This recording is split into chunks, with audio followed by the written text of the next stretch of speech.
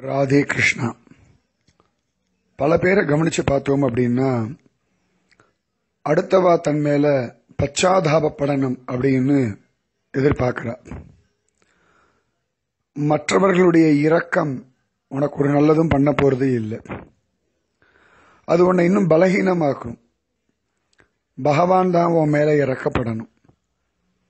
பகவானுக்கு எப்பொழுதுமே உன் மேல கருணை உண்டு. அதனால எப்பொழுதுமே பகவானுடைய இரக்கம்தான் உன்னை காப்பாத்தின்னு இருக்கு.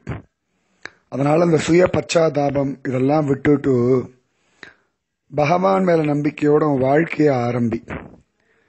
இன்றைய பொழுது பகவானுடைய கருணையை நல்லா அனுபவிக்கணும் அப்படின்னு பிரார்த்தனை பண்ணு.